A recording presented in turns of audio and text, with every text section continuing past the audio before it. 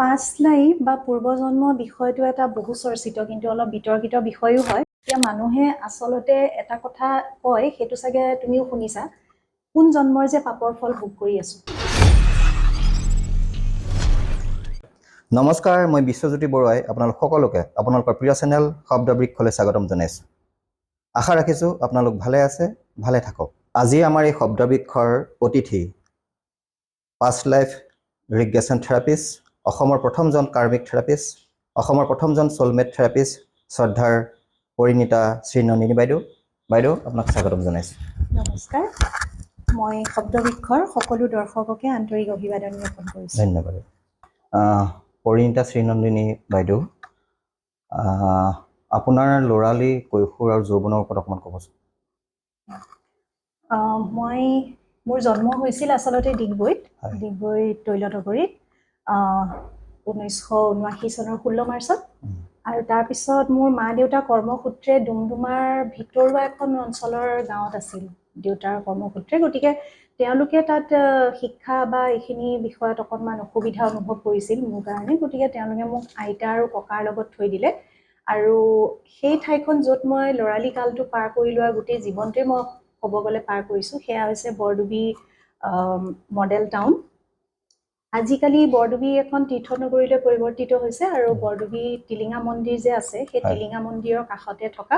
বৰডুবি নগৰতে মই ডাঙৰ দীঘল হৈছিলোঁ। তাৰপিছতে তাতেই সম্পূৰ্ণ শিক্ষা, ক'বলৈ গ'লে মই উচ্চতৰ মাধ্যমিক বৰ্ষ দুটা তাতেই পঢ়িলোঁ, গতিকে তাতেই মোৰ স্কুলীয়া শিক্ষা শেষ কৰিছোঁ।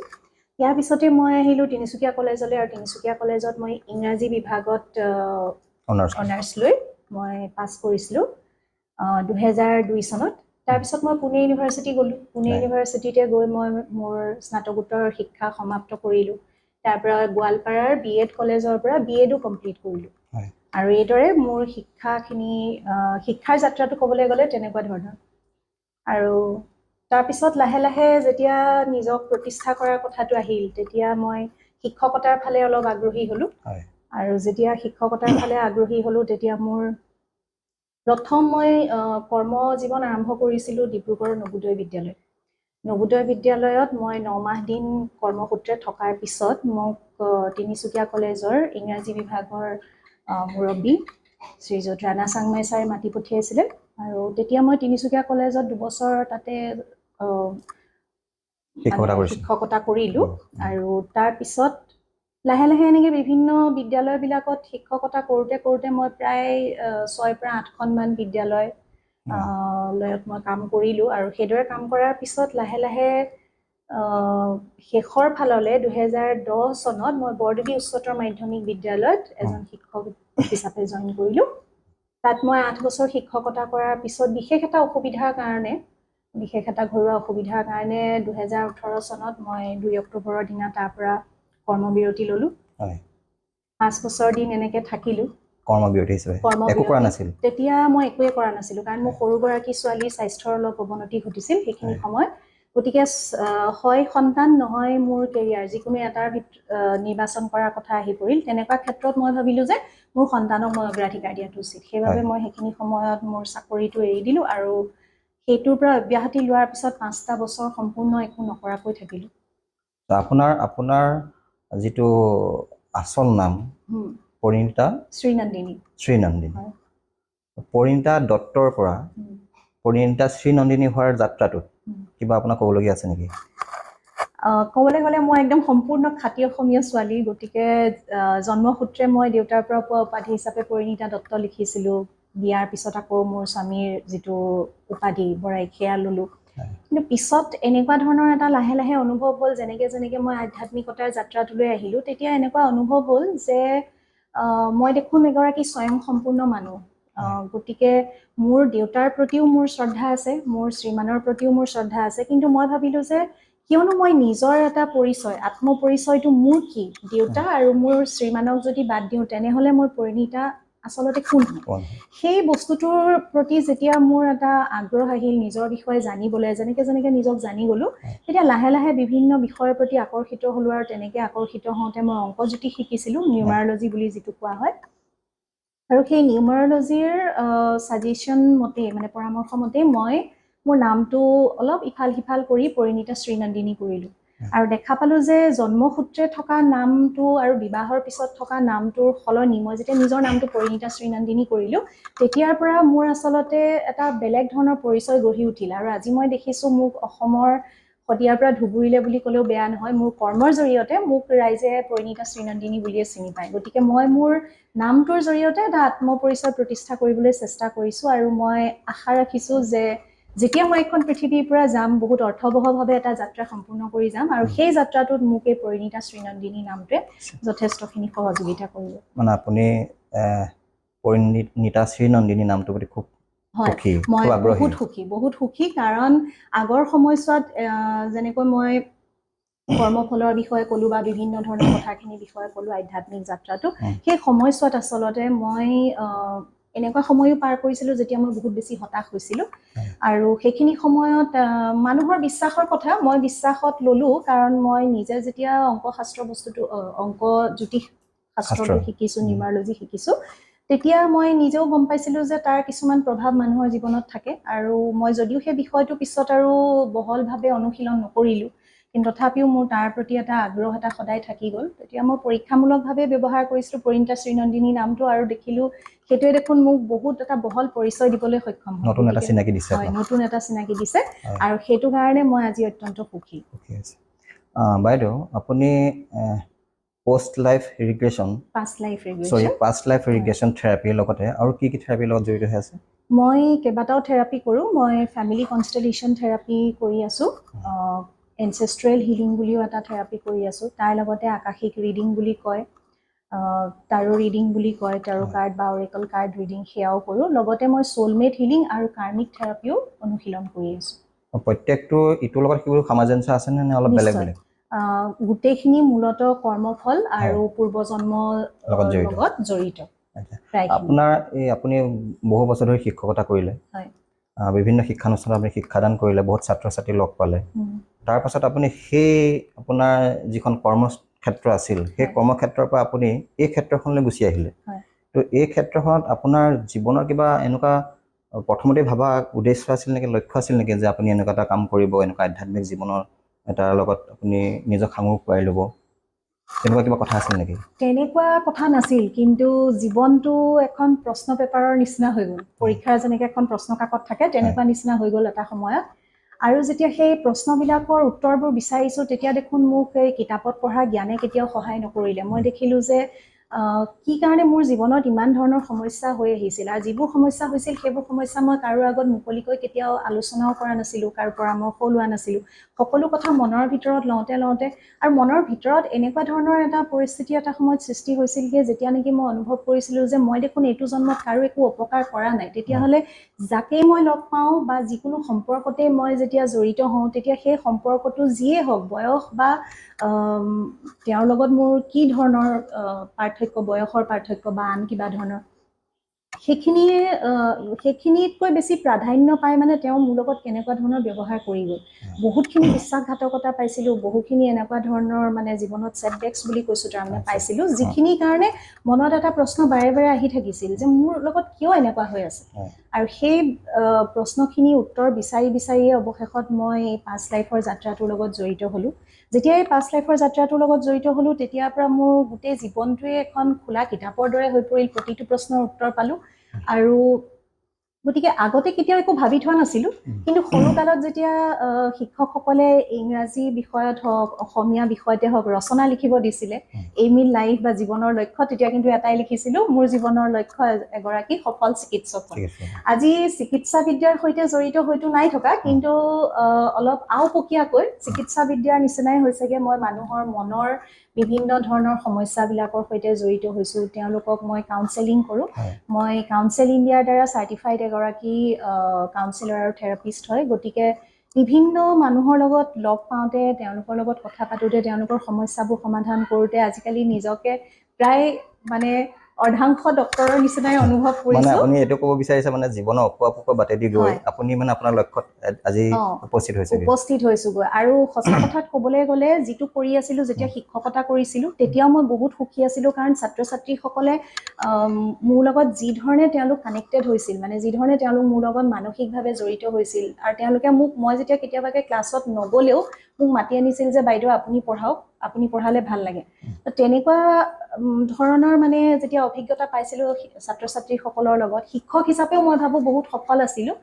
আৰু এতিয়া মই ভাবো যে থেৰাপিষ্টটো এগৰাকী থেৰাপিষ্ট হিচাপে কাউন্সিলৰ হিচাপেও যেতিয়া মই মানুহৰ পৰা এইবিলাক ফিডবেক পাওঁ যে আপোনাক লগ পোৱাৰ পিছত মোৰ জীৱনৰ গতিপথ সলনি হৈছে সেইষাৰ কথা তাৰমানে মোৰ বাবে বহু লাখ টকা মানে তাতোকৈ যেন বহুত বেছি মূল্যৱান। কৃতকাৰ্যতা তাতে সোমাই আছে। হয়, মোৰ তাতে সোমাই আছে। গতিকে মই মানসিক শান্তি ইমান পাইছো যে মই টকা কিমান উপাৰ্জন কৰিছো বা কিমান কি কৰিছো সেয়া ডাঙৰ কথা নহয়, কিন্তু মই যে মানুহৰ পৰা বহুত আশীৰ্বাদ পাইছো সেইটোতে মোৰ জীৱনটোত বহুত ডাঙৰ এটা প্ৰশান্তি পোৱা যেন অনুভৱ হয়। গতিকে এই প্ৰফেশ্যনটো এই বৃত্তিটো লৈ পেলাই মই বহুত সুখী। বহুত বাইদেউ আপুনি পাষ্ট লাইফ ৰিগ্ৰেশ্যনৰ ওপৰত কৈছিলে। হয়। তো আপুনি পাষ্ট লাইফ ৰিগ্ৰেশ্যনৰ ওপৰত অলপ আমাক জনাব নেকি? পাষ্ট লাইফ বা পূৰ্বজন্ম বিষয়টো এটা বহু চৰ্চিত কিন্তু অলপ বিতৰ্কিত বিষয়ো হয়। মানুহে ক'ব যে আজিকালিৰ যুগত কোনোবাই পাষ্ট লাইফ বা পূৰ্বজন্ম বিশ্বাস কৰে জানো এনেকৈ বুলিয়ে ক'ব। কিন্তু কথাটো হ'ল যে আমি যেতিয়া জীৱনত বিভিন্ন ধৰণে সমস্যাৰ সন্মুখীন হওঁ তেতিয়া মানুহে আচলতে এটা কথা কয়, সেইটো চাগে তুমিও শুনিছা, কোন জন্মৰ যে পাপৰ ফল ভোগ কৰি আছো। যেতিয়া বহুত বেছি সমস্যাৰে ভাৰাক্ৰান্ত হৈ পৰে তেতিয়া সেই কথাষাৰ ওলাই পৰে। মানে আমাৰ ভিতৰত এটা চালিকা শক্তি আছে যিটো কোৱা হয় আত্মা বা সোল বুলি কোৱা হয়। গতিকে সেই আত্মাটোৱে জানে যে তাৰ কেইবাটাও জন্ম। একচুৱেলি ক'ব গ'লে কি হয় আমাৰ ভাৰতীয় যিবিলাক মহাভাৰত, বেদ, উপনিষদ এইবিলাক যিবিলাক আছে মহাকাব্য বা শাস্ত্ৰবিলাক তাত এই কৰ্মফল আৰু পূৰ্বজন্মৰ সংজ্ঞাটো বহলকৈ দিয়া আছে। এতিয়া কথা হ'ল কি তাৰ বাবে মই যদি এটা কাহিনীৰ মাধ্যমত কওঁ তেতিয়াহ'লে হয়তো দৰ্শকসকলেও বুজিবলৈ সুবিধা হ'ব। এতিয়া আমি অসমীয়া মানুহ হিচাপে যেতিয়া নামঘৰলৈ সোমাই যাওঁ, নামঘৰলৈ সোমাই গ'লে যেতিয়া বাটচৰাটো পাৰ হওঁ, কেতিয়াবাকে বাটচৰাতে নহ'লে কেতিয়াবাকে নামঘৰৰ মণিকূটৰ সন্মুখত দুজনকৈ প্ৰহৰী থিয় হৈ থাকে, প্ৰহৰী মূৰ্তি ৰখাই থোৱা থাকে। জয় বিজয়। সেই জয় বিজয়ৰ কাহিনীটোৰ পৰাই আৰম্ভ কৰোঁ তেতিয়াহ'লে কি হ'ল এদিন জয় বিজয়ে বৈকুণ্ঠত যেতিয়া ভগৱান শ্ৰীহৰি বিষ্ণুৰ তাত পহৰা দি আছিল তেওঁলোক ভগৱান শ্ৰীহৰি বিষ্ণুৰ প্ৰিয় আছিল। গতিকে তেওঁলোকৰ ওপৰত সকলো দায়িত্ব ন্যস্ত আছিল। ব্ৰহ্মাৰ 4জন মানস পুত্ৰ আছিল যাক মানে সনত কুমাৰাজ বুলি কোৱা হয়। সেইকেইজন কুমাৰ এদিন ভগৱান শ্ৰীহৰি বিষ্ণুক লগ পাবলৈ আহিছিল। কিন্তু কিছু সময় আগতে ভগৱান শ্ৰীহৰি বিষ্ণুৱে ক'লে যে মই এতিয়া অকণমান জিৰাবলৈ লৈছো, এই মুহূৰ্তত যিমান প্ৰয়োজনীয় কাম থাকিলেও কাকো যাতে মোক লগ কৰিবলৈ নিদিয়া। গতিকে তেওঁলোক দুজনে সেই আদেশটো পালন কৰি সেই ঋষি কুমাৰ কেইজনক ক'লে যে প্ৰভু এতিয়া বিশ্ৰামত আছে, গতিকে মাতি দিব নোৱাৰিম বা আপোনালোককো পঠিয়াব নোৱাৰিম। তেওঁলোকে অলপমান বুজাবলৈ চেষ্টা কৰিলে কিন্তু তৰ্কযুদ্ধ হোৱাত অৱশেষত সেই খং উঠি ব্ৰহ্মাৰ কুমাৰ কেইজনে তেওঁলোক দুজনক অভিশাপ দি দিলে যে যিজন প্ৰভুৰ প্ৰতি থকা আনুগত্যৰ কাৰণে তোমালোকে আমাক সোমাবলৈ নিদিলা, সেই প্ৰভুৰ পৰাই তোমালোকে 7টা জন্মৰ কাৰণে দূৰ হৈ যাবা। আৰু এইদৰে কোৱাৰ ফলত কি হ'ল সেইটো এটা অভিশাপলৈ পৰিণত হ'ল। কাৰণ কথা এষাৰ আছে যে শব্দ ব্ৰহ্ম,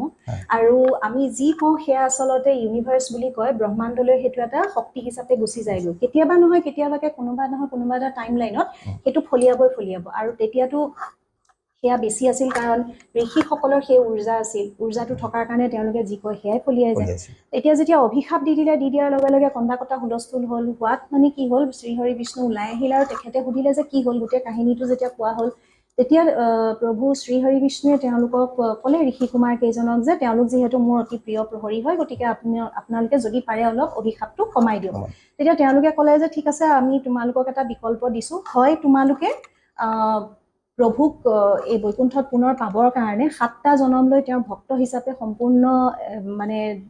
নীতি নিয়মত থাকি ভালকৈ পূজা পাতল কৰি তেনেকৈ কৰি পেলাই আহিবা, আৰু নহ'লে তেওঁৰ শত্ৰু হৈ পেলাই 3টা জন্মতে তেওঁৰ হাততে মৃত্যুবৰণ কৰি ঘূৰি আহিবা। তেতিয়া তেওঁলোকে ভাবিলে যে ইমান দীঘলীয়া সময়ৰ কাৰণেতো প্ৰভুৰ পৰা 7টা জন্মত দূৰত থাকিব নোৱাৰি, গতিকে আমি মানে শত্ৰু হৈ আহিম। সেইকাৰণে তেওঁলোকে দ্বিতীয়টো বিকল্প স্বীকাৰ কৰিলে আৰু তাৰপিছতে তেওঁলোকৰ মানে পৃথিৱীত যেতিয়া জন্ম হ'ল প্ৰথমবাৰ প্ৰহ্লাদৰ দেউতাক আৰু খুৰাক হিচাপে হিৰণ্যকশিপু আৰু হিৰণ্যাক্ষ হিচাপে জন্ম হ'ল আৰু সেইটো আমি জানোৱে ভগৱান শ্ৰীহৰি বিষ্ণুৱে নৰসিংহ অৱতাৰ লৈ তেওঁলোকক বধ কৰিলে দ্বিতীয়বাৰ যেতিয়া জন্ম হ'ল তেতিয়া আকৌ তাৰমানে কি হৈ আহিল শ্ৰীকৃষ্ণৰ যেতিয়া দ্বাপৰ যুগত জন্ম হৈছিল সেইখিনি সময়ত চক্ৰবাত অসুৰ আৰু শিশুপাল হৈ জন্ম লৈ আহিল সেই দুজনৰো শ্ৰীকৃষ্ণৰ হাততে বধ হ'ল ঠিক তেনেকে আকৌ মানে পুনৰ তেওঁলোকৰ আকৌ যেতিয়া জন্ম হৈছে সেইবাৰ প্ৰভু শ্ৰীৰামৰ হাতত তেওঁলোকৰ মৃত্যু হৈছে গতিকে এনেকৈ কৰি পেলাই তেওঁলোকৰ কাহিনীটোতো সেয়া এটা কাহিনী তাৰপিছতে আমি যদি চাওঁ শিৱ বাবা আৰু পাৰ্বতী মাতাৰ যিটো জাৰ্ণি তাত কি হৈছে সতী মাতা তেওঁৰ প্ৰথম যিগৰাকী পত্নী হিচাপে প্ৰথমবাৰ আছিল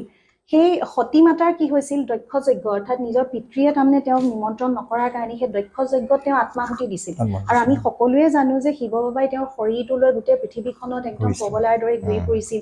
গতিকে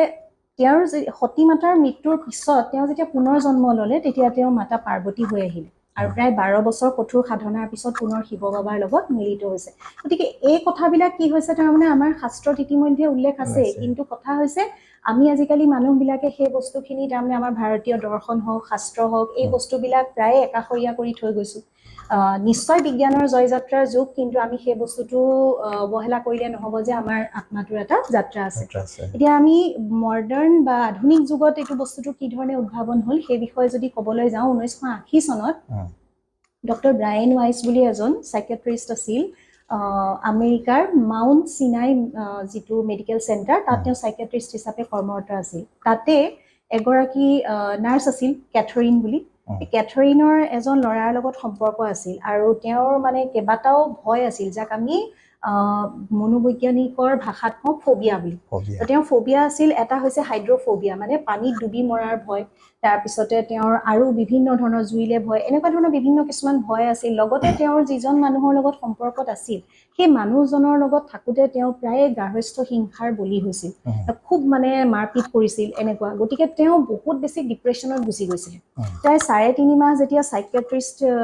হিচাপে তেখেতে ডক্টৰ ব্ৰায়েন ৱাইছে তেওঁক হিপনোথেৰাপিৰ জৰিয়তে বা হিপনোচিছৰ জৰিয়তে তেওঁক সাধাৰণ চিকিৎসাখিনি দিছিল তেতিয়া সিমান বেছি এটা মানে উন্নতি তেওঁ দেখা পোৱা নাছিল কিন্তু 3.5 মাহ পিছত হঠাৎ এদিন এটা সেশনৰ সময়ত যেতিয়া তেওঁ এটা ট্ৰান্স ষ্টেট বুলি কয় সেইটো এটা সন্মোহিত অৱস্থা সেই সন্মোহিত অৱস্থাটোতে কেথৰিনে কিছুমান এনেকুৱা ধৰণৰ কথা ক'বলৈ ধৰিলে কিছুমান দৃশ্য বৰ্ণনা কৰিব ধৰিলে যিবোৰ ব্ৰায়েন ৱাইছৰ কাৰণেও বহুত আচৰিত আছিল সেইবোৰ তেওঁ ৰেকৰ্ড কৰি গৈছিল তাৰপিছত এতিয়া সমস্যাটো ক'ত হ'ল তেখেত এজন হৈছে খ্ৰীষ্টিয়ান লোক গতিকে তেখেত খ্ৰীষ্টিয়ানিটি বা খ্ৰীষ্টান ধৰ্মৰ মতে পুনৰ্জন্ম বস্তুটো স্বীকৃত নহয় আমাৰ ভাৰতীয় হিন্দু ধৰ্মই মানে বুদ্ধ ধৰ্মই মানে আনকি গ্ৰীকসকলেও মানে ইজিপচিয়ানসকলেও মানে গতিকে একমাত্ৰ ধৰি লোৱা খ্ৰীষ্টিয়ানসকলে নামানে বা মুছলিম ধৰ্মত সেই বস্তুটো স্বীকৃত নহয় গতিকে তেখেতে আচলতে এজন প্ৰফেশ্যনেল হিচাপে বহুতে কষ্ট পাইছিল যে এই কথাষাৰ যদি মই মানুহৰ আগত প্ৰকাশ কৰোঁ তেতিয়াহ'লে মোৰ মানে মেডিকেল কেৰিয়াৰত এটা বহুত ডাঙৰ আঘাত লাগিব সেইবাবে তেওঁ ভালেদিন সেই বস্তুটো লুকুৱাই থৈ দিলে কিন্তু তেওঁ ছেশ্যনবিলাক ডকুমেণ্ট কৰি গৈছিল ৰেকৰ্ডিং কৰি গৈছিল আৰু এনেকৈ কৰি যাওঁতে হঠাৎ তেওঁ দেখিলে যে সেই মানুহজনৰ লগত কি ধৰণৰ পাষ্ট লাইফ আছিল বা পূৰ্বজন্ম আছিল সেয়া কেথৰিনে অনুভৱ কৰিলে তেওঁ পানীত ডুবি এবাৰ বানপানীত ডুবি মৰিছিল সেই বস্তুটোৰ কাৰণে হাইড্ৰফোবিয়া বস্তুটো আগৰ জন্মত সেইখিনি বস্তু তেওঁ যেতিয়া লাহে লাহে দেখা পাবলৈ ধৰিলে যেনেকে প্ৰতিটো সেশন হৈ গৈ থাকিলে তেনেকে কেথৰিনৰ মানসিক অৱস্থাটো বহুত বেছি সুধৰণি হৈ গৈ থাকিল অৱশেষত গৈ পেলাই প্ৰায় তেওঁ মানে 8-10 মাহতকৈ বেছি ট্ৰিটমেণ্টৰ পিছত মানে কেথৰিন সম্পূৰ্ণ এগৰাকী নৰ্মেল মানুহলৈ পৰিৱৰ্তিত হ'ল সেই তাৰ পিছত তেখেতে ডক্টৰ ব্ৰায়েন ৱাইছে এটা ৰিস্ক ল'লে বুলিয়ে ক'ব লাগিব তেওঁ মেডিকেল কাউন্সিলৰ সন্মুখত সেয়া আমেৰিকান মেডিকেল কাউন্সিলৰ সন্মুখত সেয়া এটা পেপাৰ হিচাপে প্ৰেজেণ্ট কৰিলে তেওঁ সেইটো কৰাৰ পিছত লাহেকে যিখিনি প্ৰমাণ বা তথ্য পালে কেথৰিনৰ স্বাস্থ্যৰ উন্নতি গোটেইখিনি দেখা পোৱাৰ পিছত কি হ'ল আমেৰিকান মেডিকেল কাউন্সিলৰ কিছুমান ডক্টৰেও তাৰমানে সেই বিষয়টো সমৰ্থন কৰিবলৈ ধৰিলে যদিও এতিয়াও এইটো সম্পূৰ্ণৰূপে মেডিকেলি স্বীকৃত হৈ উঠা নাই কিন্তু তথাপিও আজিকালি বহল ভিত্তিকভাৱে সকলো চিকিৎসা বিদ্যাত জড়িত চিকিৎসকে এই বিষয়টো অধ্যয়নো কৰিছে যেতিয়া বহুত বেছি জটিল কিবা কেছ ষ্টাডি পায় তেতিয়া তেওঁলোকে তাতো প্ৰয়োগ কৰি চায় কি কাৰণে এই বস্তুটো হৈছে মোৰ নিজৰ লগতে এজন আই স্পেচিয়েলিষ্ট আছে চকু চিকিৎসক লগতে এগৰাকী প্ৰসূতি বিশেষজ্ঞ আছে এগৰাকী কাৰ্ডিঅলজিষ্টো আছে আমাৰ লগত একেলগতে শিকিছে গতিকে তেওঁলোকেও তাৰমানে তেওঁলোকৰ নিজৰ বৃত্তিটোত সেই বিষয়টো সমানে সংলগ্ন কৰি কেনেকৈ তাৰমানে ৰোগীসকলক ভাল ধৰণে আৰু পৰিচৰ্যা কৰিব পাৰি সেই বিষয়টোত মানে তেওঁলোকে গুৰুত্ব দিছে মানে এক্স্যাক্টলি ক'বলৈ গ'লে আপোনাৰ পাষ্ট লাইফ যিটো ৰিগ্ৰেশ্যন টোটেলি মানে পূৰ্বজন্মক লৈ পেলাই কৰা সম্পূৰ্ণৰূপে পূৰ্বজন্ম ভিত্তিক আৰু ইয়াত এটা বস্তুৰ ওপৰত বেছিকে গুৰুত্ব দিয়া হয় কৰ্ম আৰু কৰ্মফল মানে কথাটো হৈছে ধৰি লোৱা যেনেকে এতিয়া এটা উদাহৰণ দিবলৈ গ'লে তুমি যেতিয়া প্ৰথম এজন মানুহক কেতিয়াবাকে লগ পোৱা নিশ্চয় এইটো অভিজ্ঞতা তোমাৰো হৈছে যে প্ৰথম দেখাতে মানুহজনৰ প্ৰতি কিবা এটা ভাল লগা ভাৱ এটা আহে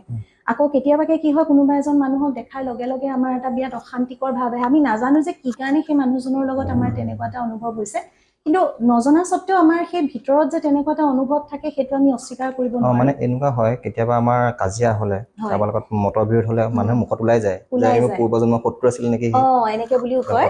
গতিকে আচলতে মানে এজন ব্যক্তি হিচাপে এজন মানুহ হিচাপে আমি আচলতে এতিয়া ধৰি লোৱা মই তোমাক এজন ব্যক্তি বা এজন মানুহ হিচাপে চোৱাতকৈ মই তোমাক যদি এজন আত্মা হিচাপে চাওঁ তেতিয়াহ'লে তোমাৰ প্ৰতি মোৰ যিটো শ্ৰদ্ধা সেইটো মানে আৰু অলপ বাঢ়ি যায় কাৰণ যেতিয়া আমি মানুহৰ এটা কষ্টিউম বা এটা ড্ৰেছত আমি এজন মানুহক চাওঁ তেতিয়া তাৰমানে কি হয় আমি অকল এইখিনিয়ে জাজ কৰি থাকো যে এওঁ মোক এনেকুৱা কৰিলে তেনেকুৱা কৰিলে ইত্যাদি ইত্যাদি মানে গতিকে তোমাৰ ভুলখিনি বেছি দেখো কিন্তু যেতিয়া আমি সেই পূৰ্বজন্মটো কানেক্ট কৰো যিটো পূৰ্বজন্মত ধৰি লোৱা তোমাৰ আৰু মোৰ মাজত শত্ৰুতা আছিল হয়তো হ'ব পাৰে যে ময়েই তোমাক কিবা এটা অপকাৰ কৰিছিলো যাৰ বাবে আজি তুমি মোক কিবা এটা মানে পে বেক কৰি থকা বুলি কয় সেইটো ৰিটাৰ্ণ দি আছা তুমি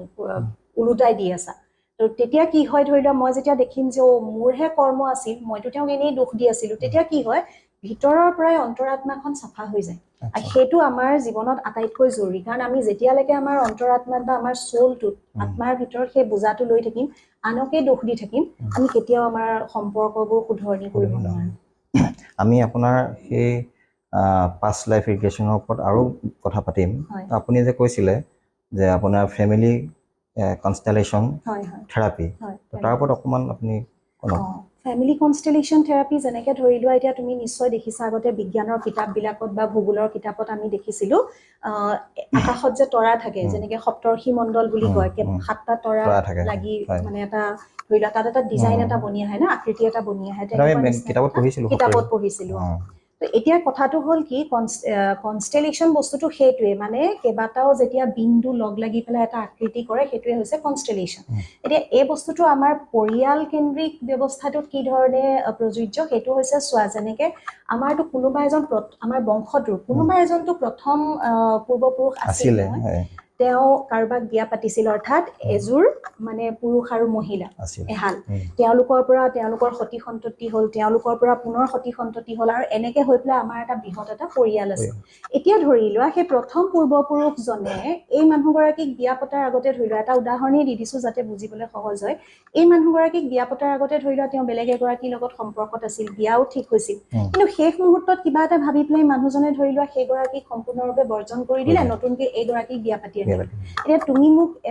তুমি নিশ্চয় বুজি পাবা যে যিগৰাকীক বৰ্জন কৰিছে সেইগৰাকী মনৰ অৱস্থা কি হ'ব ভাবাচোন গতিকে তেওঁ হয়তো তেওঁৰ বংশ পৰিয়ালে হয়তো এনেকৈ এটা অভিশাপ দিব পাৰে যে মোৰ লগত যিটো কৰিলা সেইটো তোমালোকৰ বংশৰ সকলো ল'ৰা ছোৱালীয়ে ভুগিব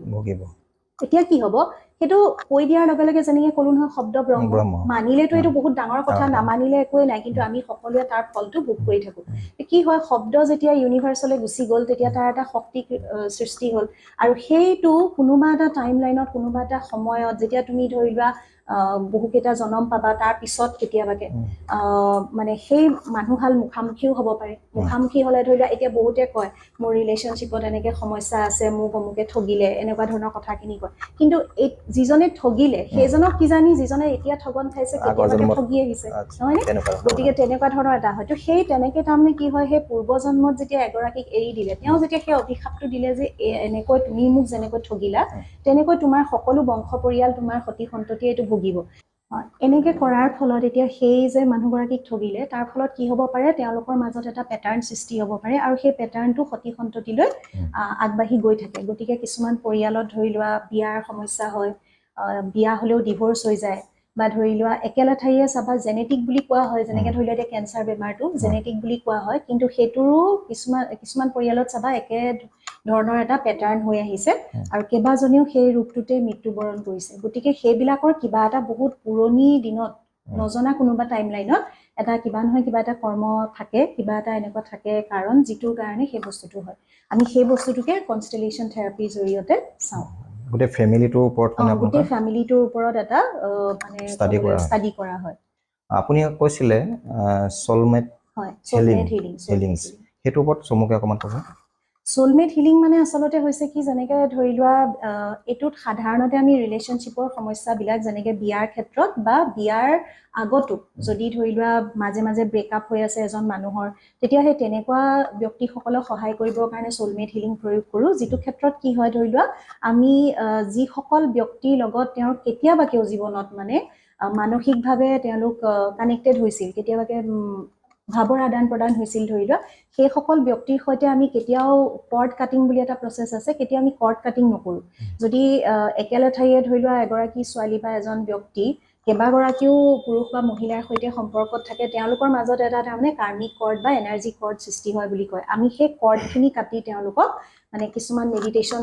থাকে, সেই মেডিটেশ্যনৰ জৰিয়তে নতুন এটা ৰিলেশ্যন কেনেকৈ তাৰমানে মেনিফেষ্ট কৰিব পাৰি সেই বস্তুটো আমি তাতে শিকাওঁ। মানে আপোনালোকে প্ৰথমতে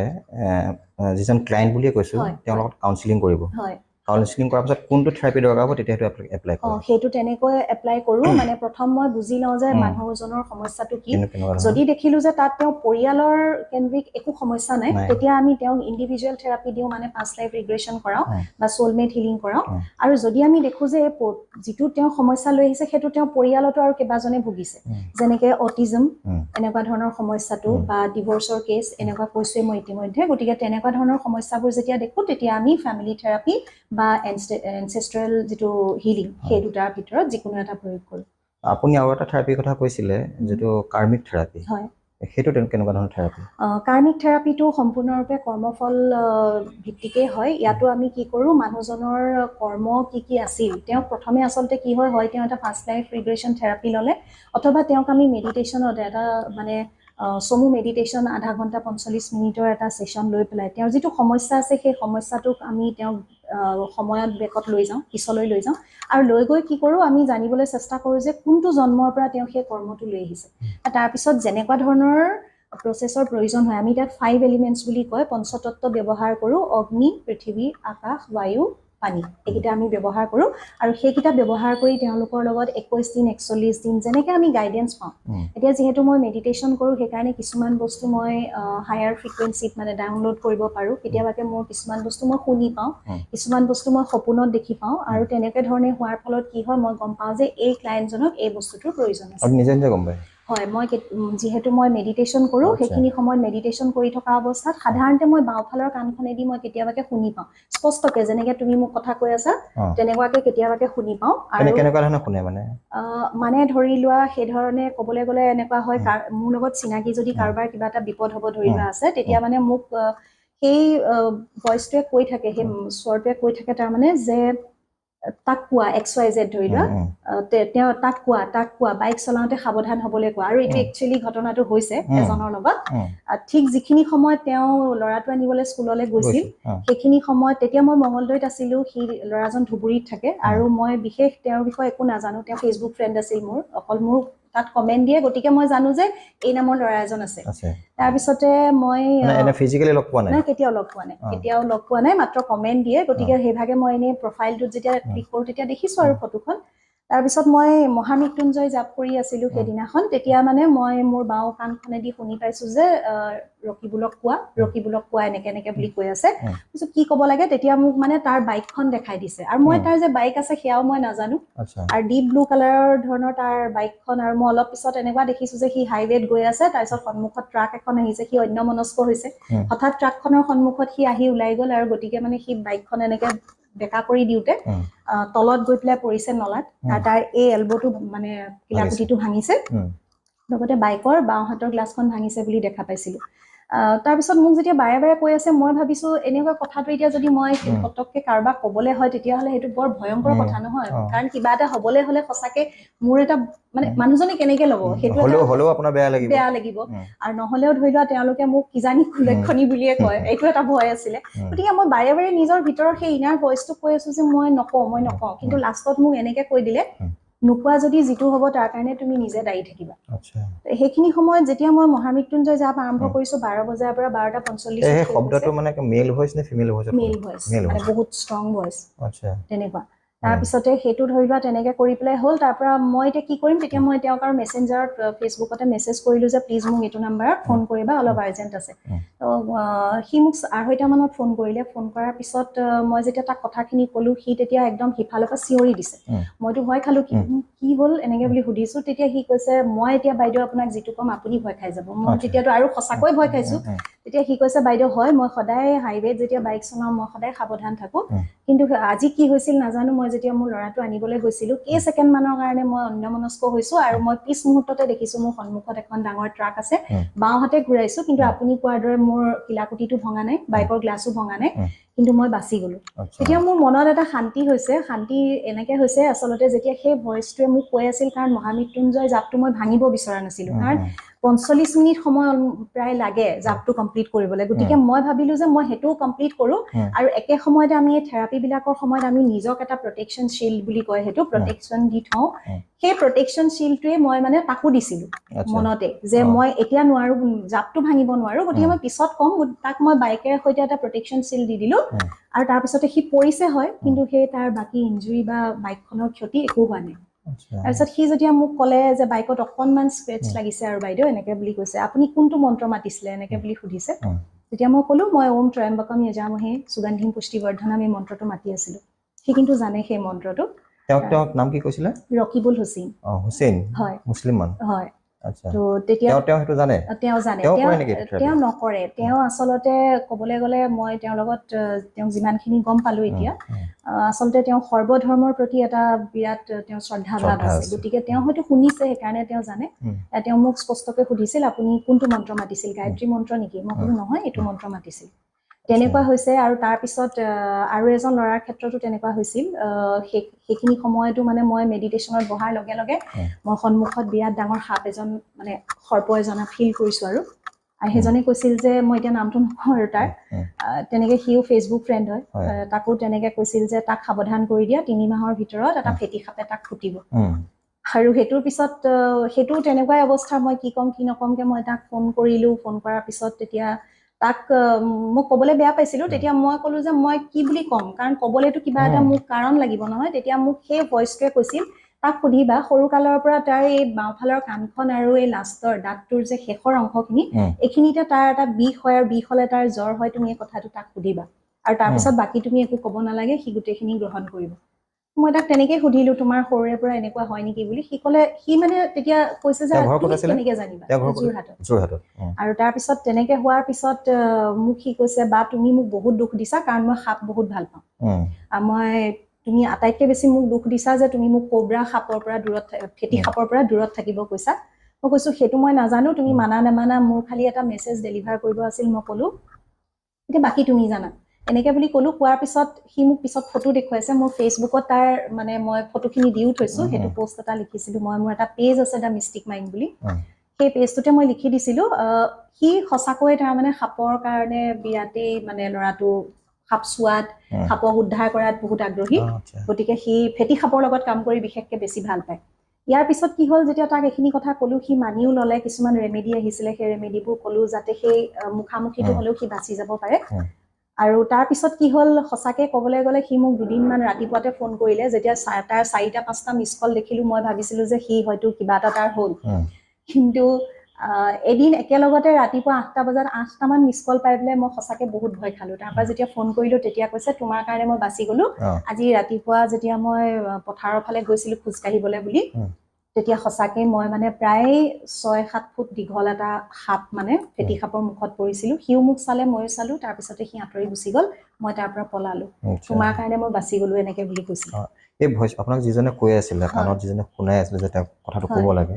সেই ভইচটো মেল ভইচে আছিলে নেকি সেই ভইচটো মেল ভইচ আছিলে গতিকে এইটো কেনেকৈ হয় সেইটো মই নাজানো আৰু মোৰ সৰুৰে পৰাও বহুত মই দেখিছোঁ মোৰ লগৰে থেৰাপিষ্ট তেওঁলোকৰ এনেকুৱা কিছুমান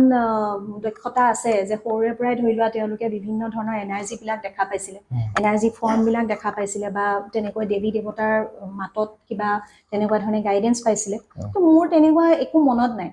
আৰু এই বস্তুখিনি যোৱা 4 বছৰৰ পৰা মোৰ লগত হ'ব ধৰিছে গতিকে তেতিয়াৰ পৰাহে মই লাহে লাহে সেই বিষয়টোৰ লগত জড়িত হৈছোঁ আৰু আপুনি আকাশিক থেৰাপি আকাশিক ৰিডিং ৰিডিং হয়। আকাশিক ৰিডিংটো আপুনি তাৰ ওপৰত অকণমান জনাব নেকি? আকাশিক ৰিডিংটো হৈছে এনেকুৱা এটা বিষয় য'ত ধৰি লোৱা আমাৰ যি আকাশ আটাইতকৈ ডাঙৰ এটা পঞ্চতত্বৰ ভিতৰত আটাইতকৈ ডাঙৰ তত্ত্ব আৰু তাৰ এটা নিৰ্দিষ্ট বুদ্ধিমত্তা আছে মানে ইণ্টেলিজেঞ্চ আছে আৰু এতিয়া যেনেকৈ ধৰি লোৱা আমি আজি যে কথা পাতি আছোঁ এই বস্তুটো আকাশিকত আগতে ৰেকৰ্ড হৈ থকা এটা বস্তু তুমি সেইটো বিশ্বাস কৰিবও পাৰা নকৰিবও পাৰা কিন্তু কিবা নহয় কিবা এটা মানে আমাৰ আটাইবিলাকৰে কাৰ্মিক এটা কানেকশ্যন আছে যিটো কাৰণে আজি ধৰি লোৱা আমি এনেকৈ কথা পাতি আছোঁ সেইটো এটা কথা দ্বিতীয়তে আকাশিকত কি হয় তাৰমানে আজিৰ এই কথাখিনিৰ উপৰিও আগলেও ধৰি লোৱা আমাৰ জীৱনত যি যি হ'ব আৰু ধৰি লোৱা বিগত সময়ছোৱাতো তুমি যদি কাৰোবাক কেতিয়াবাকে কিবা এটা অভিশাপ দিছা তোমাক কোনোবাই কিবা এটা অভিশাপ দিছে সেই সকলোবিলাক বস্তুৱে তাৰমানে আকাশিকত ৰেজিষ্টাৰ হৈ যায় আৰু সেই বস্তুখিনিয়ে আমাৰ জীৱনত পৰ্যায়ক্ৰমে ফলৱৰ্তী হয় মানে আমাৰ যিমানবোৰ কাৰ্মিক লেখা জোখা আমাৰ ভাল বেয়া মনৰ ভাৱ আমি যদি এতিয়া কোনোবা এজন মানুহক ধৰি লোৱা ছ'চিয়েল মিডিয়াটো দেখিছোঁ আৰু দেখি তেওঁৰ বিষয়ে যদি নেগেটিভ এটা ভাৱ ভাবিছোঁ সেইটো গৈ পেলাই কিন্তু সেই আকাশিকতে ৰেজিষ্টাৰ হৈ যায় সেইটো আপুনি কেনেকৈ গম পাইছে সেইটো কেনেকৈ গম পাওঁ তাৰমানে ধৰি লোৱা একজেক্টলি এইটো এটা উদাহৰণ কিন্তু সেইটো গম পাইছোঁ কেনেকৈ ধৰি লোৱা এতিয়া মোৰ লগত মই কৈছোঁৱে মোৰ জীৱনটোত বহুত ঘাত প্ৰতিঘাত আছিল বহুত সময়ত এনেকুৱা হৈছে যে কাৰোবাৰ পৰা মই আৰ্থিকভাৱে হানিৰ মুখামুখি হৈছোঁ ধৰি লোৱা পইচা দিছোঁ ঘূৰাই পোৱা নাই তেতিয়া মই কিছু সময় সেই ধ্যানত বহো সেই আকাশিক ফ্ৰিকুৱেঞ্চিটোৰ লগত কানেক্ট কৰোঁ আৰু কৰিলে কি হয় মই গম পাই যাওঁ যে আচলতে সেই মানুহজনৰ লগত মোৰ কি ধৰণৰ আগতে কাৰ্মিক সম্পৰ্ক আছিল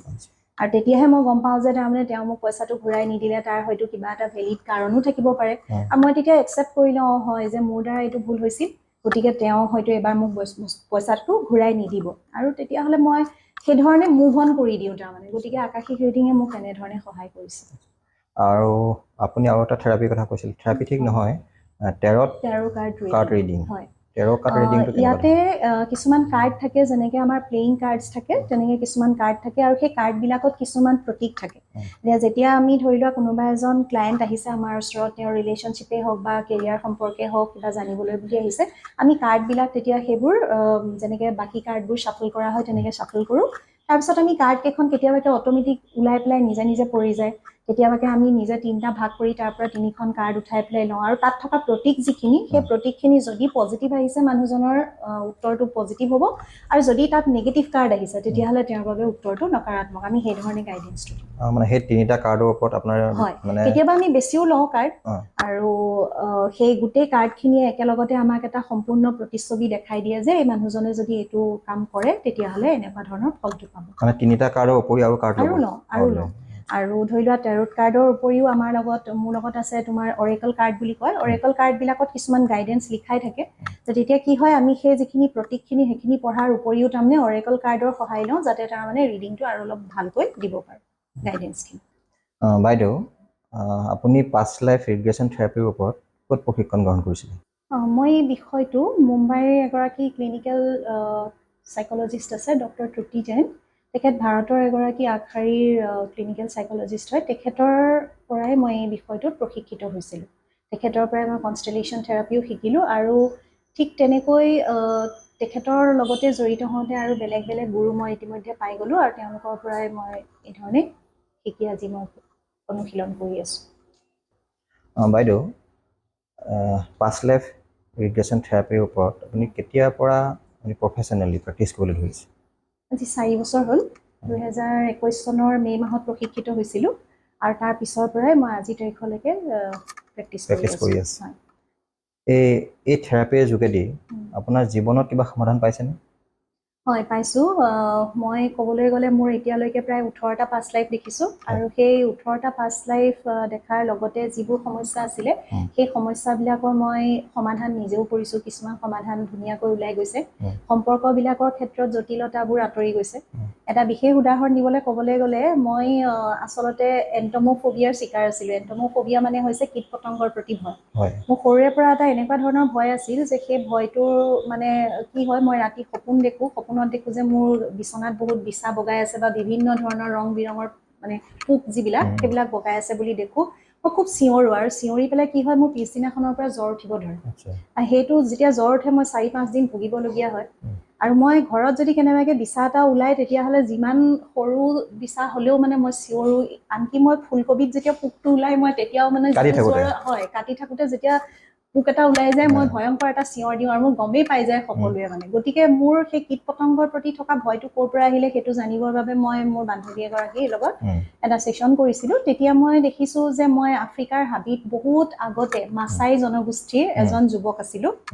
আৰু যুৱক আছিলে পাঁচ লাখত দেখি আছে নিজে দেখি আছোঁ। আৰু যেতিয়া মই এজন যুৱক হিচাপে নিজক দেখিছোঁ তেতিয়া মই দেখিছোঁ তাতে আৰু এটা কথা কওঁ, ঠাইখিনি যে নাম মাছাই হয় আপুনি দেখিছে? হয় দেখিছোঁ, এনেকৈ দেখিছোঁ মানে আচলতে আমাৰ কিছুমান হিপনটিক কমাণ্ড বুলি থাকে, থেৰাপিষ্টজনে প্ৰশ্ন কিছুমান সুধি থাকে, সেই প্ৰশ্ন সোধাৰ সময়ত মানে কিছুমান বস্তু, কিছুমান স্মৃতি শব্দ হিচাপে আমি দেখি পাওঁ, কিছুমান মনত আহি যায়, তেনেকুৱা ধৰণৰ হয়। এইটো এটা বেলেগ ধৰণৰে অভিজ্ঞতা। তেতিয়া কি হয়, আৰু এটা কথা সেইখিনিতে ক'ব লাগিব, মই মোৰ পৰিয়ালৰ মোৰ সৰু ছোৱালীয়ে হওক বা মোৰ শ্ৰীমানেই হওক, তেওঁলোকৰ লগত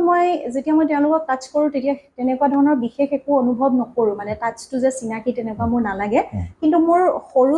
ডাঙৰ ছোৱালীজনী জন্মৰ পৰা মানে তাইক টাচ কৰাৰ লগে লগে মই বেলেগ ধৰণৰ এটা অনুভূতি পাওঁ। এনেকুৱা লাগে যেন এই স্পৰ্শটো বহুত জন্মৰ পৰা যেন চিনি পাওঁ, মানে তেনেকুৱা ধৰণৰ এটা অনুভৱ। সেইটোত মই লাহে লাহে দেখিব ধৰিলোঁ যে মই এনেকৈ খোজকাঢ়ি গৈ আছোঁ, এজন যুৱক হয়, মোৰ মা দেউতা নাই, মই এটা গুহাত থাকোঁ। তাৰপিছত প্ৰায় ৪৫জন মানুহেৰে গঠিত আমাৰ এটা আদিবাসী জনগোষ্ঠী। তাৰপিছত যিজনী তাৰ মানে অধিপতি আছিলে, যিজন তাৰ অধিপতি আছিল সেই ট্ৰাইবটোৰ, তেওঁৰ ছোৱালীজনীয়ে হ'ল মোৰ ডাঙৰ ছোৱালী সেইজনী। আৰু তাইৰ লগত মোৰ এটা ভালপোৱাৰ সম্পৰ্ক আছিল, কিন্তু তাইৰ আকৌ বিয়াখন ঠিক হৈছিল দেউতাকৰ ইচ্ছামতে, তাৰমানে সেই ট্ৰাইবৰে বেলেগ এজন ল'ৰাৰ লগত। এদিন তেনেকে আমি যেতিয়া নদী এখনৰ পাৰত লগ পাই কথা পাতি আছিলোঁ, সেইখিনি সময়তে কি হ'ল, গোটেই মানুহবিলাকে বহুত দিনৰ পৰা আচলতে জানিছিল, তেওঁলোকে আমাক সেইখিনি সময়ত ধৰা পেলালে যে তহঁতি ইয়াতে কিয় কথা পাতি আছ, যিহেতু তাইৰ বিয়া ঠিক হৈছে। তাৰপিছতে তেওঁলোকে ধৰি লৈ যোৱাৰ পিছত তাইকটো কলৈ লৈ গ'ল মই গম নাপালোঁ, কিন্তু মোক লৈ গৈ তেওঁলোকে প্ৰথমে কি কৰিছিলে, হাত ভৰি এনেকে বান্ধি যে জন্তু যেনেকে সেকে জুইৰ তলত, তেনেকে শাস্তি দিবলৈ বুলি ভাবিছিলে। কিন্তু পিছত তাতে এজন চুটি মুটি মানুহ এজন অনুভৱ কৰিছোঁ মই, তেখেতে কৈছে যে ই যিহেতু আমাৰ যিজন নেতা মানে বা অধিপতি, তেওঁৰ ছোৱালীৰ প্ৰতি আকৰ্ষিত হ'ল, গতিকে ইয়াক এনেকুৱা এটা শাস্তি দিয়া যাওক যাতে আমাৰ মানে জাতিটোত আৰু কোনেও এনেকুৱা আগলৈ কৰিবলৈ সাহস নকৰে। তেতিয়া তেওঁলোকে কি কৰিলে, বৰ অভিনৱ শাস্তি এটা দিলে, এজোপা গছক চাৰিওফালৰ পৰা এটা ঘেৰা কাটি পেলাই তাত নদীৰ পৰা পানী আনি পেলাই তাৰমানে গছজোপাৰ চাৰিওফালে ঘেৰাটো কাটি তাত পানী ভৰাই দিলে। তাৰপিছতে তেওঁলোকে কীট পতংগ, বিশেষকে বিচাবোৰ ধৰি আনিলে। এনেও এমাজনৰ হাবি, গতিকে তাতে বিভিন্ন কীট পতংগ সহজলভ্য আছিল, আৰু সেইবোৰ সিহঁতে আনি পেলাই বাস্কেট কিছুমানত মানে লৈ আহি মোৰ গাত মেলি দিলে। আৰু যেতিয়া জোক বা এইবিলাক বস্তুবোৰ হয়, মই এইবোৰ ফিল কৰি আছোঁ তেতিয়া। তাৰপিছতে লাহে লাহে সেইবোৰ যেতিয়া গাত আহিব ধৰিলে, মই বিশেষকে ফিল কৰিছিলোঁ মোৰ পেটত জোকে খাইছে। আৰু জোকে খোৱাৰ পিছত মানে কি হৈছে, সেইবোৰ ঘাঁ লাগিছে নহয়, বিভিন্ন ধৰণে তাৰমানে কীট পতংগৰ আক্ৰমণত মই 7 দিন বহুত কষ্ট পাই তেনেকে থাকিলোঁ। লাষ্টত মই এনেকে দেখিছোঁ যে মোৰ মূৰটো এনেকে হাউলি গৈছে আৰু মোৰ ভিতৰৰ পৰা কিবা এটা শক্তি, মানে কিবা এটা যেন বিস্ফোৰিত হৈ গৈছে, তেনেকে কৰি ওলাই গৈছে আত্মাটো। আৰু সেইটো লাহেকে ওপৰলৈ গুচি গৈছেগে, কিন্তু যাওঁতে মোৰ এটাই বস্তু দুখ লাগি গৈছিল যে তাইৰ কাৰণে মই মৰিলোঁ, কিন্তু তাই মোক চাবলৈ নাহিল। মই যদিও জানো যে তাইকো বান্ধি থৈছে, হয়তো কিবা এটা কৰি থৈছে, তথাপিও মোৰ তেনেকুৱা এটা অনুভৱ থাকি গ'ল। সেই দুখটো লৈ মই ওপৰলৈ উঠি গুচি গ'লো। তেতিয়া লাষ্টত মানে কি হ'ল, এজন স্পিৰিট গাইড বুলি কয়, সেয়া তাৰমানে ধৰি লোৱা দেৱী দেৱতাৰ অংশ, তেওঁলোকে আহি ছেশ্যনটোত মানে মানুহজনে শুনাকে কিছুমান গাইডেঞ্চ দিয়ে। সেইটো এটা বৰ অভূতপূৰ্ব ধৰণৰ অভিজ্ঞতা। তেতিয়া মই সাই বাবাক দেখিছিলোঁ, আৰু তেখেতে কৈছিল যে যিহেতু সেইটো জন্মত তাইৰ বাবে তোমাৰ মৃত্যু হ'ল, এইটো জন্মত তাইক তোমাৰ হেল্পিং সোলমেট হিচাপে পঠিয়াইছোঁ। এইটো জন্মত তোমাৰ যিমান আধ্যাত্মিক কাম কাজ হ'ব, সকলোখিনিতে তাই সহায় কৰি আছে। মোৰ এটা ইউটিউব চেনেলো আছে, তাত টেৰো কাৰ্ডৰ যিখিনি মই ভিডিঅ' উপস্থাপন কৰোঁ, সেইখিনি তাই মোক এডিটিং কৰি দিয়ে। মোৰ যিকোনো কোৰ্চ যেতিয়া মই লঞ্চ কৰোঁ, তেতিয়া সেই কোৰ্চবিলাকৰ যিবিলাক PDF-বোৰ সেইবিলাক তাই বনাই দিয়ে। গতিকে বিভিন্ন ধৰণে তাই মোক সহায় কৰি আছে। ক'বলৈ গ'লে তাৰমানে মোৰ কৰ্মক্ষেত্ৰত তাই মোৰ সোঁহাত নিচিনাকে কাম কৰি আছে। আপুনি যিটো ভয় খাইছিলে, সেই ভয় খোৱাৰ যিটো প্ৰৱণতাটো কমিলে নে এতিয়া? কমিলে, সেইখিনি কমি গ'ল। মই এতিয়া অন্ততঃ বিছাটো যেতিয়া দেখোঁ, মোৰ চিঞৰটো নোলায়। ফুলকবিত পোকটো দেখিলে তথাপি অলপ অশান্তি পাওঁ, বিশেষকে সিহঁতে যেতিয়া অকণমান কিলবিলাই দিয়ে, অলপ অশান্তিটো তথাপিও অনুভৱ হয়, কিন্তু মই পাৰোঁ অকলে থকা অৱস্থাটো সেই পোকটো নি বাহিৰত পেলাই দিবগৈ পাৰোঁ। আজিকালি তেনেকুৱা ধৰণৰ সেই ভয়টো নাই। বাইদেউ, আপোনাৰ যিটো প্ৰফেশ্যন বুলি কৈছোঁ এতিয়া, হয়, হয়। এই প্ৰফেশ্যনৰ ক্ষেত্ৰত আপোনাৰ কিবা প্ৰত্যাহ্বান আপুনি সন্মুখীন হৈছে নেকি? প্ৰত্যাহ্বান সন্মুখীন নোহোৱা নহয়, বহুত ধৰণৰ প্ৰত্যাহ্বানেই প্ৰথম অৱস্থাত সন্মুখীন হৈছিলোঁ। আমি এই প্ৰফেশ্যনটোত টিকি থাকিবৰ কাৰণে আমাক কিছুমান মেডিটেশ্যন মানে ধ্যানৰ প্ৰয়োজন হয়, আৰু ধ্যান মন্ত্ৰজাপ ইত্যাদি বস্তুবিলাকৰ জৰিয়তে আমি নিজক সেই এটা যিটো লেভেলত আমি আচলতে থাকিব লাগে, যাতে এজন মানুহ যেতিয়া আহে তেতিয়া তেওঁৰ আমি অৰা স্কেনিং কৰোঁ বা তেওঁৰ এনাৰ্জিটো চাওঁ, তেওঁৰ মানসিক অৱস্থাটোৰ বিষয়ে জানিবৰ কাৰণে আমাক আচলতে নিজকো এনাৰ্জেটিকেলি বহুতখিনি পৰিষ্কাৰ কৰি ৰাখিবলগীয়া হয়। আমাৰ যদি নিজৰে মানসিক অৱস্থাটো ঠিক নাথাকে, আমি আনক কেনেকৈ গাইড কৰিম? গতিকে আমাক সেইখিনিত সহায় কৰে মেডিটেশ্যন, মন্ত্ৰজাপ ইত্যাদিবিলাকে। যেতিয়া মই প্ৰথম এই বিষয়টোৰ প্ৰতি আগ্ৰহী হৈছিলোঁ, আৰম্ভ কৰিছিলোঁ, সেইখিনি সময়ত কি হৈছিল, মোৰ চিনাকি আৰু ঘৰৰে কিছুমান মানুহে কৈছিল যে ধ্যান নকৰিবা, ধ্যান কৰিলে সন্ন্যাসী হ'বলৈ মন যাব, খুব কম বয়স তোমাৰ, এই বয়সতে যদি ঘৰ সংসাৰৰ পৰা মূৰটো উঠি যায় তেতিয়া কি হ'ব ইত্যাদি ধৰণৰ। তাৰোপৰি বহুতে পূৰ্বজন্ম সম্পৰ্কে, আজিকালি জানো পূৰ্বজন্ম বুলি কিবা কথা আছে, এইবোৰ কথা জানো বিশ্বাস কৰে? তুমি ইমান পঢ়া শুনা হৈ এইখিনি লৈ কিয় গ'লা? বা বহুতে কয় যে তুমি মাষ্টাৰ ডিগ্ৰী ইংলিছত কৰিলা, তাৰপিছতে ইমান ভাল তোমাৰ কেৰিয়াৰ আছিল, তাৰপিছতো তুমি এইবিলাক কিহত সোমালা? এনেকুৱা ধৰণে কিছুমান কথা কৈছিলে। কিন্তু মই ভাবিলোঁ যে নাই, মোৰ যিটো বিষয়ে মোক ইমান শান্তি দিছে মানসিকভাৱে, মই সেই বস্তুটো বহলভাৱে মানুহৰ মাজত লৈ যাম বুলি ভাবিলোঁ। আৰু সেইবাবে কাৰো কথাকে গুৰুত্ব নিদি মই নিজৰ পথত আগবাঢ়িলোঁ। আৰু আজি 4 বছৰ হৈছে প্ৰেক্টিছ কৰাৰ। মই ভাবিছোঁ যে মই আধা দূৰ আহিছোঁৱেই। মানে আপোনাৰ সেই কথাবিলাকে আপোনাক একো লৰাব নোৱাৰিলে, কাৰণ মই ভাবোঁ যে মই যিখিনি কষ্ট শাৰীৰিক মানসিক বা বিভিন্ন ধৰণে জীৱনত পাইছোঁ, যিবিলাক ছেটবেকছ পাইছোঁ, সেই সময়খিনিত মোৰ কাষত থিয় দিবলৈ এজনো মানুহ নাছিল। যদি মই জীৱনৰ সেই সংগ্ৰামখিনি অকলে পাৰ কৰিছোঁ, তেতিয়াহ'লে মোক আন কোনোবাই এই মুহূৰ্তত আহি কিবা এটা ক'লে মই সেই পৰামৰ্শটো কিয় গ্ৰহণ কৰিম? গতিকে মই মোৰ নিজৰ যিটো মনৰ জোৰ বা নিজৰ যিটো দৃঢ়তা, সেইটোক বেছি গুৰুত্ব দিওঁ। মানুহে কি কৈছে সেই বিষয়টো লৈ পেলাই মই ইমান বেছি চিন্তা কৰি নাথাকোঁ। গতিকে এতিয়া আমি আপোনাক কিছুমান কথা সুধি আছোঁ, জানিব বিচাৰি আছোঁ। মোৰ বিষয়ে কোনোবা কাণত কৈ আছে নেকি কথা? নাই, তেনেকুৱা একো কথা নাই, তেনেকুৱা একো শুনা নাই। আৰু নিশ্চয় শুনিলেতো কি হয়, আমাৰ এটা দায়িত্ব থাকে মানুহজনক সেই মেছেজটো ডেলিভাৰ কৰাটো। গতিকে এই ক্ষেত্ৰতো আমি সাৱধান হ'ব লগা হয়। মোৰ ভয় লাগি আছে, মানে মই কথাবিলাক যেতিয়া কৈ আছোঁ তেতিয়া মোৰ এনেকুৱা লাগি আছে যেন মই যিটো সুধিম তেওঁ জানিছেই, মই যিটো ক'ম তেওঁ আগতেই গম পাইছে, তেনেকুৱা লাগি আছে। তেনেকুৱা নহয় ন? তেনেকুৱা নহয়, এই মুহূৰ্তত সেইটো জোনত একেবাৰে নাই মই। গতিকে মাথো তোমাৰ প্ৰশ্নখিনিৰ উত্তৰহে দি আছোঁ আৰু। ঠিক আছে বাৰু। আৰু বাকী আপোনাৰ আপোনাৰ যিটো প্ৰফেশ্যনেল যাত্ৰা, সেই যাত্ৰাৰ ক্ষেত্ৰত আপোনাৰ পৰিয়ালৰ পৰা সহযোগিতা পাইছিলনে? বহুত সহযোগিতা পাইছিলোঁ, কৈছোঁৱেই ইতিমধ্যে। ঘৰৰ পৰিয়ালৰ বা চিনাকি মানুহবিলাকে বহুতখিনি বাধা দিবলৈ চেষ্টা কৰিছিল। এনেকুৱা ক্ষেত্ৰত আৰু এটা কথা হ'ল কি, অসমত এই বিষয়টো প্ৰেক্টিছ কৰা মানুহ একেবাৰেই নাই। মই জনাত এতিয়া 2-এগৰাকীয়ে শিকিছে, কিন্তু যিটো লেভেলত মই এই বিষয়টো সমাজৰ আগলৈ লৈ আহিব চেষ্টা কৰিছোঁ। অসমত আপুনি একমাত্ৰ? তেনেকৈ বুলি নকওঁ মই। অসমৰ এজন আছে, তেখেতে দিল্লীত প্ৰেক্টিছ কৰে। আমাৰ একেবাৰে কাষৰ ৰাজ্য অৰুণাচলৰো এগৰাকী আছে, তেওঁ তেনেকৈ দিল্লীতে অনুশীলন কৰি আছে, প্ৰেক্টিছ কৰি আছে। কিন্তু একদম সক্ৰিয়ভাৱে যদি অসমত কোনোবাই কৰি আছে, তেতিয়াহ'লে এতিয়া একমাত্ৰ ময়ে কৰি আছোঁ বুলি ক'ব পাৰোঁ। আৰু এটা কথা কওঁ, যদি কোনোবা আছেও আগৰ পৰা কৰি আছে, তেতিয়াহ'লে মই অন্ততঃ ছ'চিয়েল মিডিয়াৰ জৰিয়তে হ'লেও বা কিবা প্ৰকাৰে হ'লেও মই এতিয়ালৈকে গম পোৱা নাই। সেই ক্ষেত্ৰত মই অজ্ঞ, সেইটো মই ক'ব লাগিব। আপোনাৰ ওচৰত যদি কোনোবা প্ৰফেশ্যনেল বা আপোনাৰ ওচৰত যদি কোনোবা থেৰাপিটো ল'ব বিচাৰে, তেতিয়া আপোনাৰ তাৰ প্ৰচিডিউৰটো কেনেকুৱা ধৰণৰ? সেই ক্ষেত্ৰত মই আজিলৈকে কোনো ক্লায়েণ্টক কেতিয়াও লগ পাই পোৱা নাই। মই জুম এপটোৰ জৰিয়তে অনলাইন ছেশ্যনেই লওঁ। মোৰ ক্লায়েণ্ট অষ্ট্ৰেলিয়াতো আছে, আমেৰিকাতো আছে, এনেকৈ বাহিৰৰ দেশবিলাকতো আছে। আৰু মই সকলোকে তাৰমানে অনলাইন যোগে ছেশ্যন যিহেতু লৈছোঁ, গতিকে মোৰ এটা ফোন নাম্বাৰ আছে, সেই ফোন নাম্বাৰটো তুমি দি দিব পাৰা, যাতে তেওঁলোকৰ মোৰ লগত যোগাযোগ কৰিবলৈ সুবিধা হয়। মোৰ এটা ৱেবছাইটো আছে, সেইটোও তুমি দি দিব পাৰা। তাৰ লগতে মই ছ'চিয়েল মিডিয়াত মানে ফেচবুকত বিশেষকৈ সক্ৰিয়ভাৱে মোৰ এটা পেজ আছে, দ্য মিষ্টিক মাইণ্ড বুলি। তাত মই যিমানবোৰ কেছ ষ্টাডি আজিলৈকে কৰিছোঁ, প্ৰায় সংখ্যকেই মই লিখি গৈছোঁ। মানে ইণ্টাৰেষ্টেড সকলোৱে তাত পঢ়িব পাৰিব? হয়, সকলোৱে তাত পঢ়িব পাৰে। গতিকে তাৰ পৰাও তেওঁলোকে বিভিন্ন এইটো বিষয়ত মানে বহলভাৱে জানিব পাৰিব। বাইদেউ, আপোনাৰ গোটেই কথাবিলাক শুনি প্ৰথমৰ পৰা এতিয়ালৈকে মোৰ এনেকুৱা লাগিল যেন গোটেই থেৰাপিটো আপোনাৰ কৰ্মফলৰ ওপৰতে নিহিত হৈ আছে। নতুন প্ৰজন্মই এনেকুৱা হয় যে তেওঁলোকে কি কৰিছে তেওঁলোকৰ কামটোৰ পৰা ইন ফিউচাৰ কেনেকুৱা ধৰণৰ ইম্পেক্ট পৰিব সেইটো তেওঁলোকে নাভাবে হয় হয় জাষ্ট তেওঁলোকে নিজৰ লাইফটো পাৰ কৰি গৈ আছে হয় তো আপুনি ক'ব বিচাৰিব যে কৰ্মই আমাৰ নেক্সট লাইফত ইম্পেক্ট পেলায় তাৰ কাৰণে তেওঁলোকৰ আমাৰ নতুন প্ৰজন্মক কিবা ক'ব বিচাৰিব নেকি নতুন প্ৰজন্মৰ কাৰণে মই এটাই কথা ক'ব বিচাৰিম যে ভগৱানক পূজা কৰা নকৰা সেইটো ডাঙৰ কথা নহয় মানুহে আচলতে ধৰ্ম আৰু আধ্যাত্মিকতা দুইটাকে একাকাৰ কৰি পেলাই ধৰ্ম সম্পূৰ্ণ বেলেগ বস্তু সেইটো এটা ৰিচুৱেলিষ্টিক বস্তু যে পূজা পাতল কেনেকৈ কৰিব পাৰি কিছুমান নীতি নিয়মৰ মাজত বান্ধ খাই থাকে আধ্যাত্মিকতা সেইটো নহয় আধ্যাত্মিকতাই তোমাক এজন ব্যক্তি হিচাপে তোমাক বিশেষকৈ এজন মানুহতকৈ বেছি এজন আত্মা হিচাপে মোক শ্ৰদ্ধা কৰিবলৈ ধৰি লোৱা শিকাইছে তেনেকুৱাকৈ নতুন প্ৰজন্ময়ো যদি সেই ধৰণে ভাবে আৰু তেওঁলোকে যদি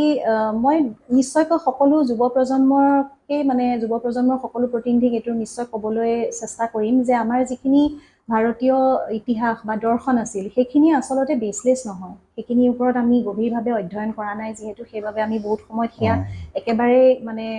অলাগতিয়াল বুলি ভাবোঁ তেনেকুৱা নহয় সেইখিনি আমাৰ জীৱনটো আগবঢ়াই নিয়াত বহুত সহায় কৰিব পাৰে আৰু গতিকে মই এইটোৱে ক'ম যে ভগৱানক পূজা কৰিলেও নকৰিলেও সেইটো জৰুৰী নহয় জৰুৰী এইটো যে আমি আমাৰ কৰ্মটো ভাল ৰাখিব লাগে কৰ্ম যদি আমি ভাল ৰাখোঁ তেতিয়াহ'লে জীৱনত উন্নতি কৰাত কোনো বাধা দিব নোৱাৰে আৰু এটা কথা যে আপুনি যিটো আপোনাৰ প্ৰফেশ্যন খুব সুখী বুলি আপুনি কৈছে কামটো কৰি ভাল পাইছে বুলি কৈছে আপুনি নতুন প্ৰজন্মক এই প্ৰফেশ্যনলৈ আহিবলৈ আপুনি জনাব পাৰে নেকি নিশ্চয় মই অনুৰোধ জনাম যদি তেওঁলোক ইচ্ছুক হয় তেতিয়াহ'লে এইবিলাক হৈছে alternative therapy alternative healing modality বুলি কয় এতিয়া সকলো সময়তে যে আমি আনৰ কাৰণেই কাম কৰিব লাগিব তেনেকুৱা নহয় এইটো বৃত্তিৰ লগত জড়িত হৈ তেওঁলোকে নিজাববীয়াকৈও মানুহক সহায় কৰিব পাৰে তাৰ লগতে নিজৰ মানসিক যিটো পৰিসৰ সেইটো বহল কৰিব পাৰে জীৱনত হোৱা সমস্যাবিলাক যে আচলতে আমাৰ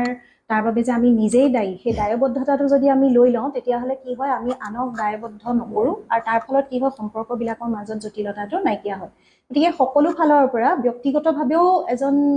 যুৱক বা যুৱতীৰ সেইটো মানসিক দিগন্তটো বহল হ'ব দ্বিতীয়তে তেওঁলোকে এজ এ প্ৰফেশ্যনেল তেওঁলোকে আন মানুহকো সহায় কৰিব পাৰিব যদিহে তেওঁলোকৰ ভিতৰত সেই ভোকটো আছে যে আনক সহায় কৰিম কিবা এটা কৰিম জীৱনটো অৰ্থবহ কৰিম তেতিয়া নিশ্চয়কৈ তেওঁলোকে আগবাঢ়ি আহিব পাৰে আপোনাৰ কথাবিলাকৰ পৰা এনেকুৱা লাগিল যে আপুনি পৰিয়ালৰ পৰা সহযোগিতা পাইছে হয় বিভিন্ন সময়ত বিভিন্নজনৰ পৰা আপুনি প্ৰত্যাহ্বান পাইছে তাৰপাছত আপুনি কামটো খুব ধুনীয়াকৈ কামটো কৰি গৈ আছে ভৱিষ্যত কিবা পৰিকল্পনা আপোনাৰ আছে নেকি আছে ভৱিষ্যত পৰিকল্পনা কিছুমান কিন্তু হয় কি মই এটা বস্তু বিশ্বাস কৰোঁ যে সময়ৰ বহুত আগতেই পৰিকল্পনাবোৰ হৈ দিব নালাগে সেইটো বুলি মই বিশ্বাস কৰোঁ তাৰ ওপৰত মই নীৰৱভাৱে কাম কৰি আছোঁ মই এটাই বস্তু বিশ্বাস কৰোঁ যে work silently so' that the success growers গতিকে মই ভাবোঁ যে হয়তো কোনোবা এদিনাখন নিশ্চয়কৈ মোৰ পৰিকল্পনাবিলাক সাকাৰ হ'বগৈ আৰু তেতিয়া তাৰ ভিতৰত নিশ্চয়কৈ এখন কিতাপ লিখাৰ পৰিকল্পনা আছে মোৰ নিজৰ গোটেই জীৱনটোৰ ওপৰত কিদৰে এই থেৰাপিটোৱে বা এই গোটেই যাত্ৰাটোৱে মোৰ জীৱনটো সলালে কিদৰে মই এগৰাকী একদম সাধাৰণ এগৰাকী মানুহৰ পৰা আজি আনৰ অনুভূতি বুজা বা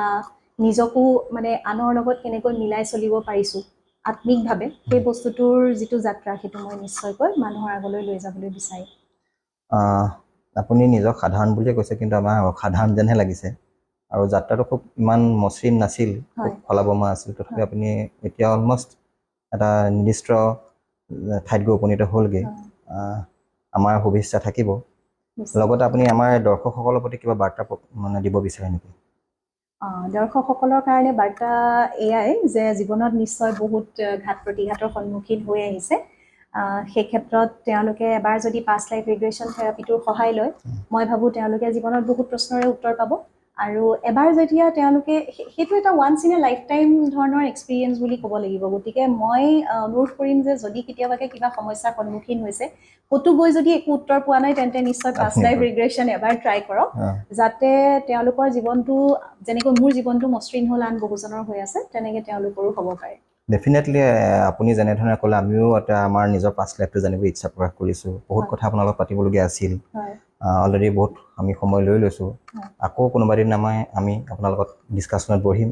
সেই দিনটোলৈকে আমি বাট চাম আজিলৈ ইমানতে সামৰোঁ ধন্যবাদ